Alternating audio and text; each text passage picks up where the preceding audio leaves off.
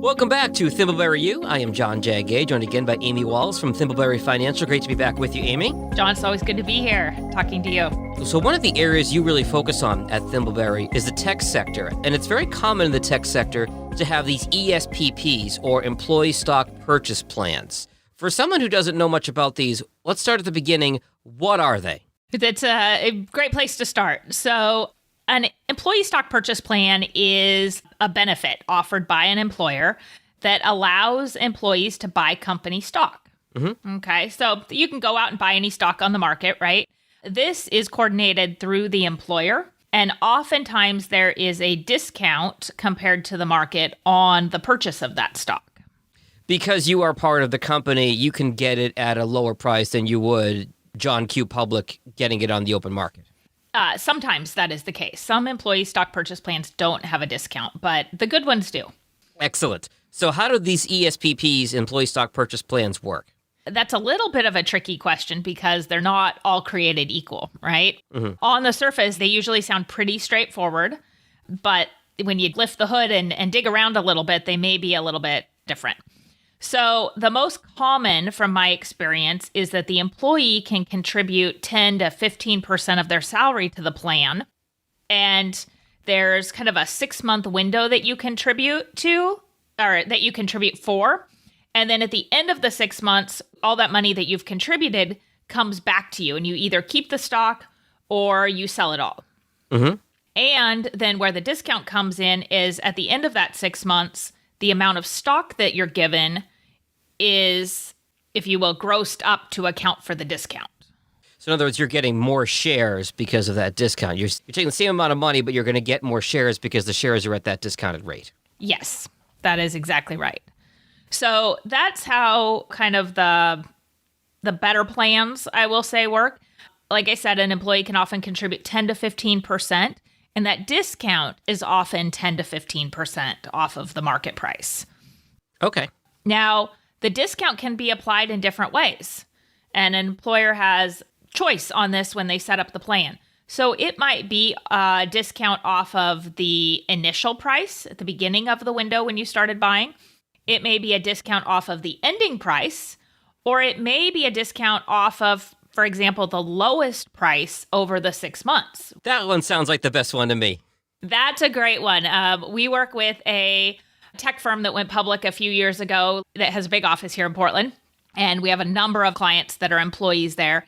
And that is how their plan works. And that is kind of the Cadillac of ESPP plans. Got it. Okay. Yeah, absolutely. The 15% discount off the lowest price is terrific. Other plans that I've seen that maybe don't have the same kind of benefits is there's no discount. Okay, no discount at all. So it's the same as an employee buying it on the open market. Employees, what I've found, often don't realize that there's not a discount in those plans because they're used to there being a discount. The employer is saying, we're giving you this great opportunity to buy stock, and it's kind of assumed there's going to be a discount. But I've seen several plans that don't have that discount. I've also seen some that have a 3-year holding requirement on the stock. So once you buy the stock, you've got to hang on to it for a period of time. Yep. Or that don't have, say, 6-month windows. Like it's this rotation that there's no start or end date to. And that makes it a little bit trickier to have a strategy around how to use the employee stock purchase plan stock. So that really goes to one of those age-old adages, which is do your homework. If you're going to get involved in one of these employee stock plans, because every employee is different, you should not make any assumptions and really get all the details about the plan. But overall, these sound pretty good. Why would someone not want to take advantage of an ESPP, Amy?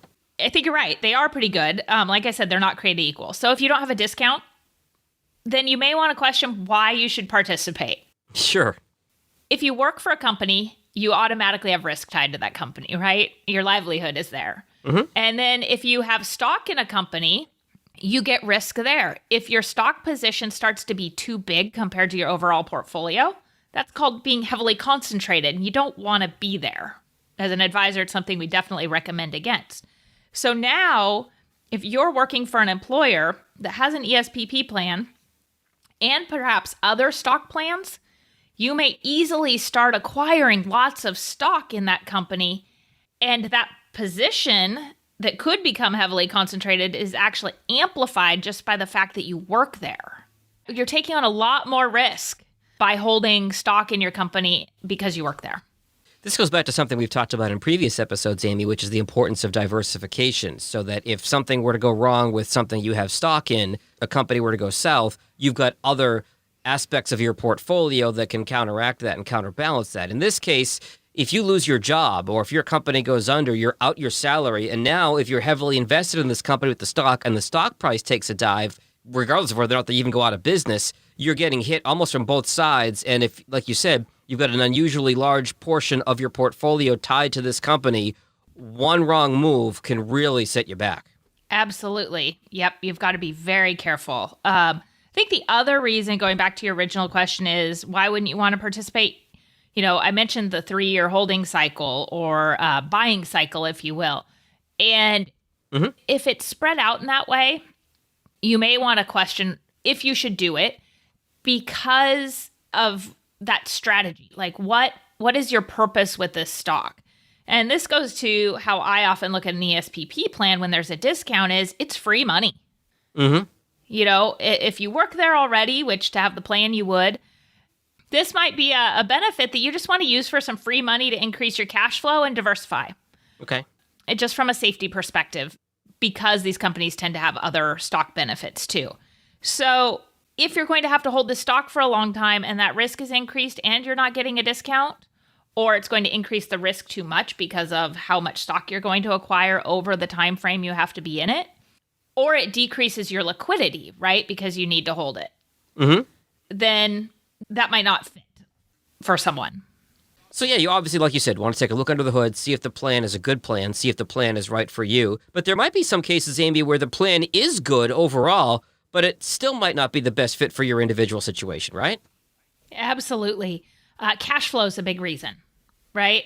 So if I take 15% of my income and put it into an investment where it's locked away for 6 months, that's going to have an impact. It has an impact perhaps on how much I can save for retirement. It has an impact on my, on my cash reserves, potentially.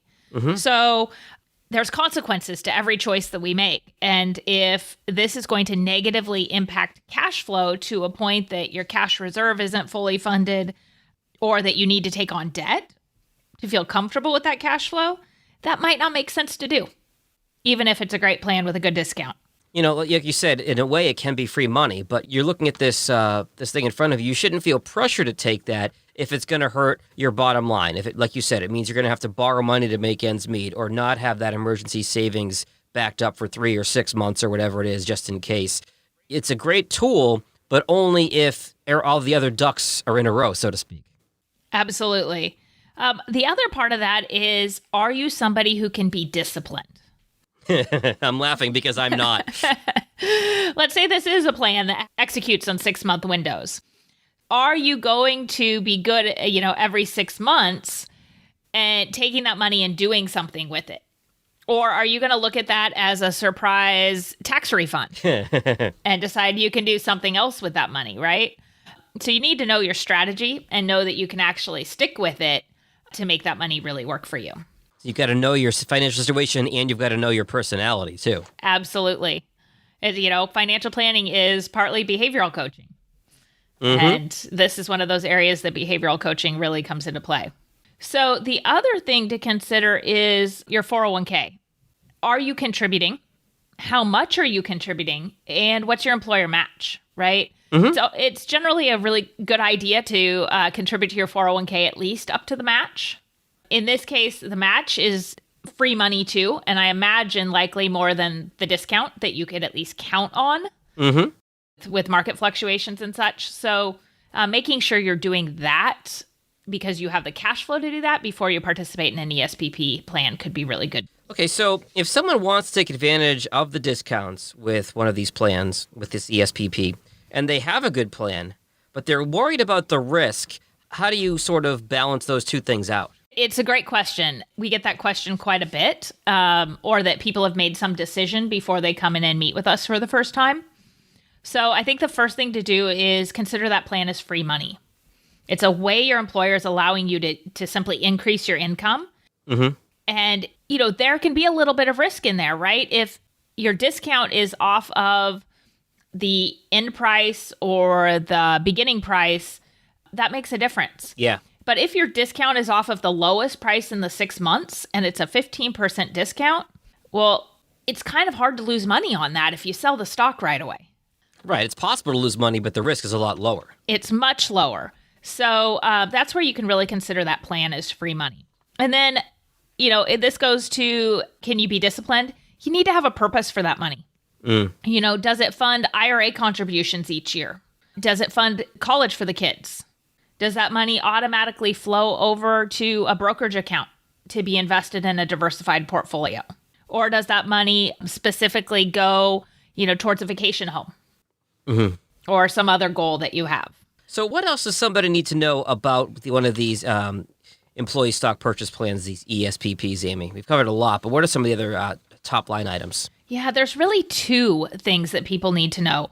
One is that there is a $25,000 annual contribution limit that is adjusted for the discount. The other part is that an employee stock purchase plan, from a tax perspective, is treated like an incentive stock option. Now, that's a lot more than we want to get into right here. But what you need to know is incentive stock options, if you follow certain rules, get preferential tax treatment. And so sometimes people might think we don't want to sell our employee stock purchase plan stock, if we do have a 6-month window at the end of the 6 months, because then we're not getting that preferential tax treatment. But the reality is, if you have a 6-month window, given those rules, you're not going to be able to qualify for the preferential tax treatment because the plan isn't set up in a way that's going to allow it.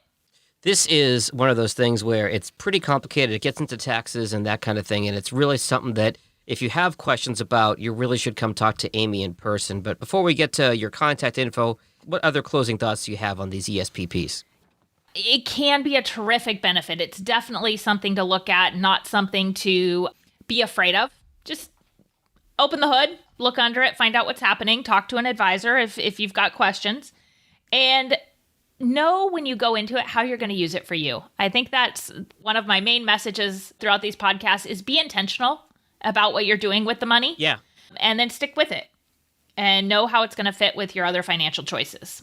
Every individual situation is different. Every plan is different, and you've got to make sure it's the right fit for you. And Amy can really take a good look, a deep dive into it with you and see if it is the right move for you. If you have questions about your employee stock purchase program or anything related to your finances, you can get a hold of Amy at Thimbleberry Financial. Hit me with the website and the phone number. thimbleberryfinancial.com or 503-610-6510. And I'll say right now, we're loving phone calls because with everybody working remotely, I'm finding a lot of people are doing more over email, and we're missing talking with clients as much. And it seems like clients are missing talking with other people. So give us a call. You can't put a price on that human contact. No. Especially, I'll use the cliche, in these uncertain times. Take care, Amy. We'll talk soon. You too. Thanks. Registered representative. Securities offered through Cambridge Investment Research, Inc., a broker-dealer. Member FINRA, SIPC. Investment advisor representative. Cambridge Investment Research Advisors, Inc., a registered investment advisor. Cambridge and Thimbleberry Financial are not affiliated. Cambridge does not offer tax or legal advice. Thimbleberry Financial is located at 650 Northeast Holiday Street, Suite 1600, Portland, Oregon, 97232.